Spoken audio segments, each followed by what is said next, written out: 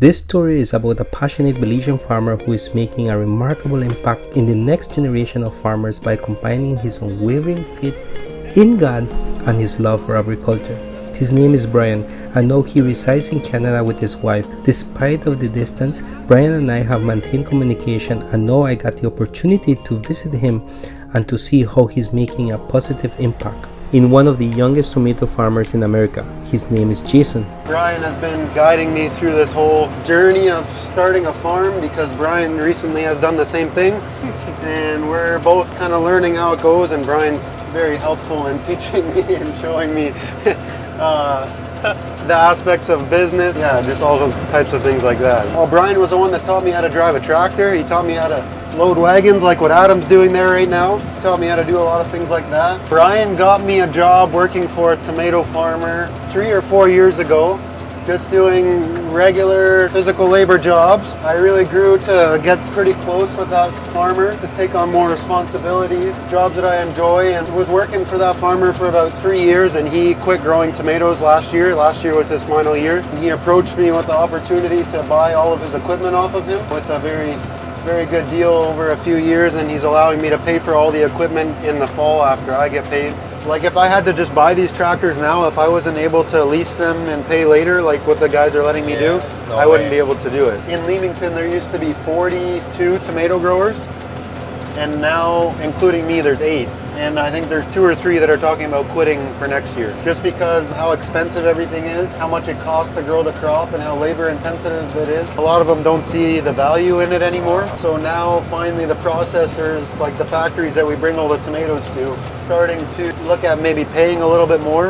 And so that's why there's interest for it in me. I think this used to be such a big industry in this area, still potential for. This is my first year growing tomatoes and growing 100 acres of tomatoes. That goes to Highbury, Canco, and Leamington, and there they make tomato paste out of it so they can make ketchup or pasta sauce, like things like that. Tomatoes is a very labor-intensive crop. It requires irrigation all summer long. You have to be watering all the time. A lot of fertilizer, so you're always fertilizing. And cultivating, because you can't use chemicals. There's not very many effective chemicals, so you have to do a lot of cultivating, because anything that will kill the weeds here will pretty much kill the tomatoes as well. Pulling weeds by hand, it's all the physical labor stuff like that. Harvesting takes a long time. You can only harvest 1 row at a time, and you only drive about 1 mile per hour when you're harvesting. Planting is the same way. You plant 3 rows at a time at 1 mile an hour. It's very slow. So it all takes a lot of work, and it takes a lot of time as well. We're driving 1.2 right now, and that's considered fast. Right now we're averaging about 45 tons of tomatoes per acre. I'm contracted at 42, so we're doing really good. I had one field that we were in before, a few days ago, that was going 55 tons per acre. That is amazing. Not common at all. That doesn't happen often. So when I approached the banks for the first time to ask for money, they actually just kind of laughed at me and said, "You're 19 years old, there's no way." So I kind of started talking to some other farmers, and they gave me the numbers of some different banks and different people within the bank. I ended up talking to the head of financing for the Canadian ACC program that loans money to farmers. She was able to pull strings and allow me the money that nobody else would. I think by that has to be done by God, because there's no other way. Like, it doesn't happen. Like, nobody loans the amount of money that I had to borrow to a 19-year-old kid to try and start a farm, right? And then as well with that, a lot of the equipment that I'm using, for instance, that tractor right there, these wagons, this tractor, they're not mine. That harvester's mine. This is all either leased equipment, like this tractor. The guy that I used to work for, this is his tractor. Okay. And so he said, you use my tractor, and at the end of the year, once you get paid, you can pay me for it. Yeah. All the support of the other local farmers. You know, anytime I have a breakdown on my machine, I call up the other guys, "Hey, you have the parts?" "Yeah, I got it." "Hey, can I take it and I'll get you one back later?" "Yep, no problem." "Okay." I have had so much help. Yeah, yesterday me and Adam were here till about 10 o'clock at night fixing this machine, and we had to go get parts from other guys, and got it working. Yeah, we got it working. It's working good now. So I've been blessed by everyone. Every time I think I'm either going to run out of money or I'm stuck at a dead end, there always has been a way out and a way to get past. I've been very blessed. People that love Belize and have been supporting the work that we do in Belize with the children, and that's what has me here. It's not having a journalism or a tour. I love farmers. We work with a lot of farmers in Belize, and they just bring a lot of joy to me because it's hard work. and a lot of faith. You have to have faith for farming. Like what Jeason said, like there's no way he could have that 100 whatever money it took to move this operation of 100 acres of tomato. Hundreds of thousands of dollars it took.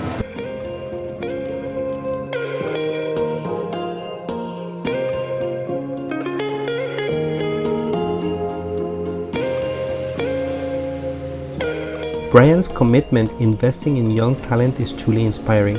Taking Jeason under his wing with no prior farming experience, I am encouraged by Brian to witness this Belizean farmer to train the Generation Z.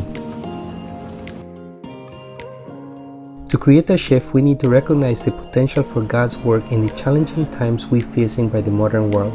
Brian's story amplifies how God can use Belizeans or any individuals from diverse backgrounds to make a meaningful contribution to the agriculture industry while fostering a deep sense of purpose and stewardship.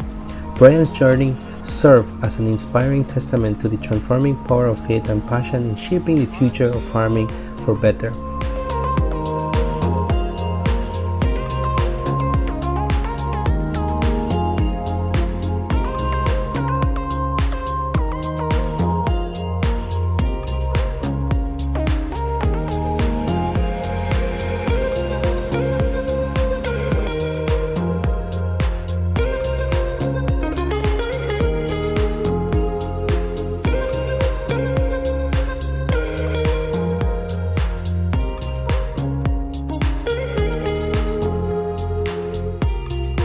Brian, it has been a great privilege to see you once again and to meet your family and children and your dad and mom that are there with you and all the other Belizeans that come and visit you. Continue the good work, and I hope that this year 2023 would be a good crop for you and your family and your farm and everyone that you're helping.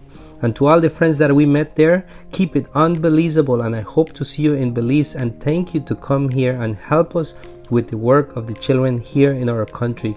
We love you.